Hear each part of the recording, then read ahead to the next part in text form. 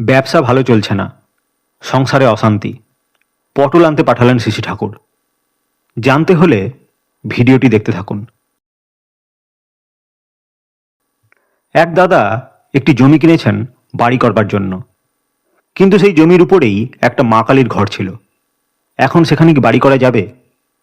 শিশি ঠাকুর বললেন, সে যতটা জমি কিনেছে তার মধ্যে যে জায়গাটাতে মা কালীর ঘর ছিল সেখানে মণ্ডপ ঘর তৈরি করে রেখে বাকি জমিটাতে বাড়ি করতে পারে। কথা প্রসঙ্গে বললেন শিশি ঠাকুর, মানুষকে দিয়ে দিয়ে একেবারে জখম যদি করে ফেলা যায়, পরে উঠে আর যোগ্যতা অর্জন করে ধানের ভাত খেতে হয় না। হরিনন্দন প্রসাদ নামক এক উকিল এলেন। জিজ্ঞাসা করলেন, কিভাবে সুগতি হয়? শিশি ঠাকুর বললেন, সুগতি হওয়াতে হলে সুকেন্দ্রিক হওয়া চাই, আর সুকেন্দ্রিক হতে গেলেই দীক্ষার প্রয়োজন। আমরা যে যেমনই হই না কেন, প্রত্যেকে শুভই চাই। সবার সত্তার ভিতরেই আছে সত্যম শিবম সুন্দরম। আগে আমাদের প্রথা ছিল, ব্রাহ্মণ, ক্ষত্রিয় ও বৈশ্যের 5 বছরেই দীক্ষা হয়ে যেত। দীক্ষিত হয়ে নিয়ম মতো করে চললে ভিতরের শুভটা জাগ্রত হয়। সেই প্রথাটা এখনও ধরে রাখা হয়েছে উপবীতের ভিতর দিয়ে। হরিনন্দনদা বললেন, যার বিহিত সময়ের মধ্যে দীক্ষা হয়নি তার সেজন্য তো প্রায়শ্চিত্ত করতে হবে। শেষে ঠাকুর বললেন, সদ্গুরু যে পায় তার সব প্রায়শ্চিত্ত হয়ে যায়। কারণ তখন ওই ইষ্টকেন্দ্রিক চলনার ভিতর দিয়ে ট্র্যাডিশনগুলি রিএস্টাবলিশড হয় আস্তে আস্তে। এই হলেই সে সবটা বোঝে এবং তেমনি রকমে পরিবার পরিজন সকলকেই চালাতে পারে। প্রশ্ন উঠল, সংসারে শান্তি কিভাবে পেতে পারি? শিশি ঠাকুর বললেন, পরম পিতাকে যত ভালোবাসবে ততই শান্তি পাবে। আর শান্তি মানে স্তব্ধ হয়ে যাওয়া নয় গো, বরং সব অবস্থাতেই সমভাব রক্ষা করে চলা।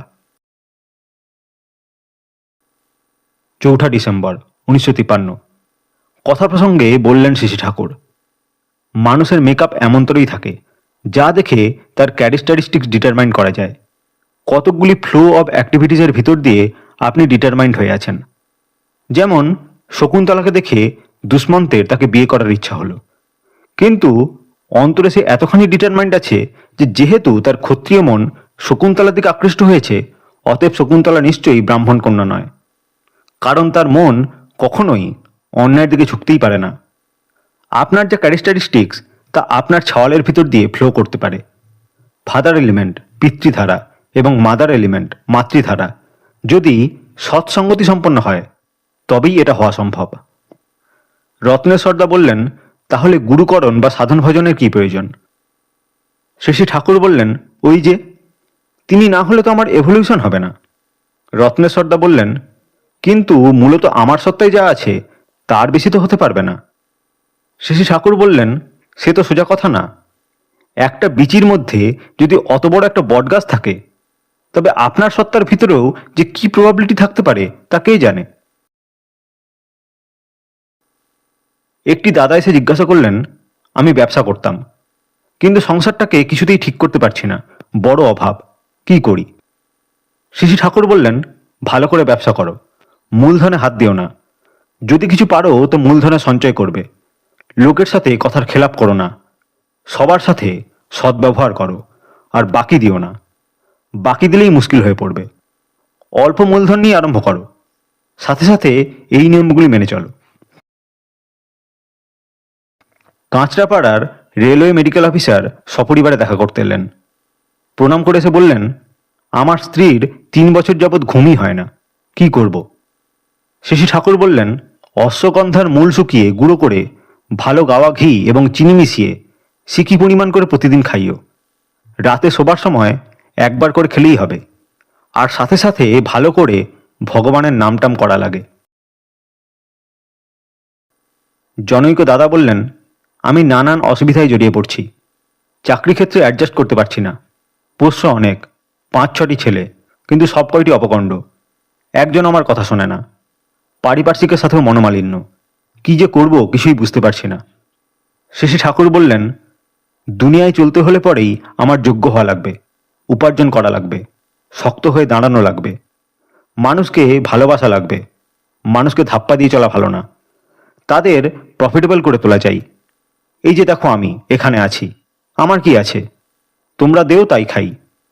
মানুষই আমার সম্বল, সকলে যাতে ভালো থাকে তাই করে যাবে। আর ছেলেদের পিতৃভক্ত করে তোলা চাই।